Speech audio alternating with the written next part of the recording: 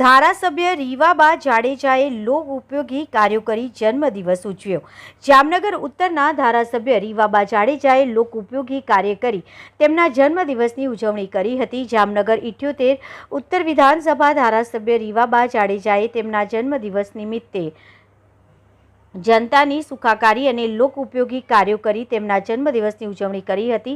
આ ઉજવણીમાં જામનગરના મેયર, ધારાસભ્ય, પૂર્વ ધારાસભ્ય, રાજપૂત સમાજના આગેવાન સાથે અન્ય સમાજના પણ આગેવાનો, મહંતશ્રી અને મોટી સંખ્યામાં જામનગરના શહેરીજનો જોડાયા હતા અને આ ઉજવણીમાં ભાગ લીધો હતો।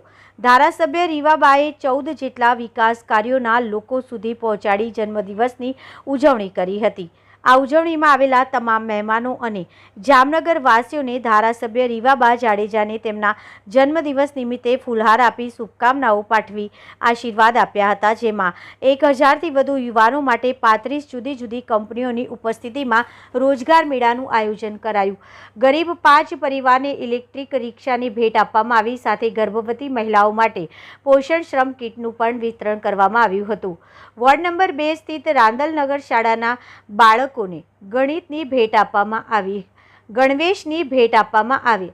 ધારાસભ્યની ગ્રાન્ટમાંથી ₹25 લાખ ખર્ચી રાજપૂત સમાજ માટેના એસી હોલનું લોકાર્પણ કરવામાં આવ્યું। ધારાસભ્યની ગ્રાન્ટમાંથી ₹17 લાખના ખર્ચે ડોમનું નિર્માણ અને તેનું લોકાર્પણ કરાયું। આવાસ હોમ લોનના સહયોગથી ડેન્ટલ હોસ્પિટલ ખાતે ₹35 લાખના ખર્ચે સ્થાપિત સોલાર રૂફટોપનું લોકાર્પણ કરાયું। સાથે તેમના મત વિસ્તાર જામનગર 78 વિધાનસભા વિસ્તારના વોર્ડ પ્રમુખ અને મહામંત્રી તેમજ કોર્પોરેટર અને વોર્ડની ટીમને ₹15 લાખનું વીમા કવચ પ્રદાન કરાયું અને 10 દીકરીઓને સુકન્યા સમૃદ્ધિ યોજના અંતર્ગત ₹11,000 અર્પણ કરવામાં આવ્યા હતા। સંજીવ રાજપૂત, જામનગર।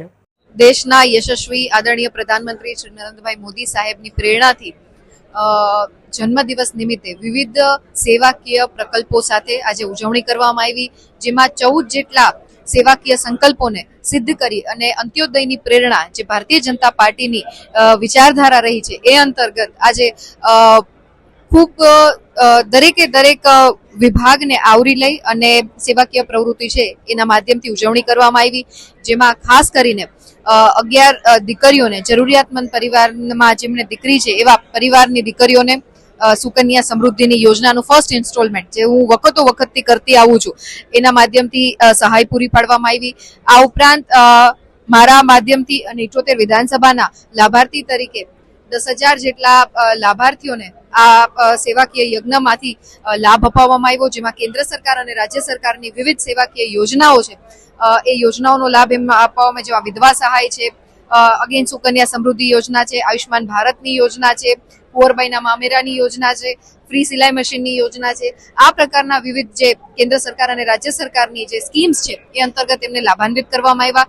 સાથે 70 જેટલા સ્પોર્ટ્સ પર્સન્સનું સન્માન પણ આજના મંચથી કરવામાં આવ્યું, જેમાં રાષ્ટ્રીય આંતરરાષ્ટ્રીય રમત ક્ષેત્રે જેમણે ખૂબ સારું પ્રદર્શન કર્યું હોય એવા સ્પોર્ટ્સ પર્સનોને સન્માનિત કરવામાં આવ્યા। સાથે મારી ધારાસભ્યની ગ્રાન્ટમાંથી થઈ અને વિવિધ 78 વિધાનસભાના વિસ્તારોની જે સમાજ વાઇઝ હોલ છે, કમ્યુનિટી હોલ છે, આ ઉપરાંત ડોમ છે, એ પ્રકારની જે વિવિધ માળખાકીય સુવિધામાં વધારો થાય એ પ્રકારના ગ્રાન્ટની ફાળવણી કરી એનું આજે લોકાર્પણ પણ કરવામાં આવ્યું। આવા વિવિધ અનેક પ્રકલ્પોને સાકાર કરતો સાથે સાથે ખૂબ જરૂર અત્યારે જે આત્મનિર્ભર ભારતની આપણે વાત કરીએ છીએ ત્યારે જરૂરિયાતમંદ પરિવારને 5 ઈ-રિક્ષાનું લોકાર્પણ પણ અહીંથી કરવામાં આવ્યું। આવા અનેક સેવાકીય પ્રકલ્પો છે, જેમાં સૌ ભારતીય જનતા પાર્ટીની ચૂંટાયેલા જનપ્રતિનિધિની ટીમ, સંગઠનની ટીમ અને વિવિધ સમાજના અગ્રણીશ્રીઓની ઉપસ્થિતિમાં સંતો મહંતોને એમના આશીર્વચન સાથે આ સેવાકીય કાર્યો છે એ ઉજવણીના ભાગરૂપે, જન્મદિવસની ઉજવણીના ભાગરૂપે અહીંથી કરવામાં આવ્યા છે।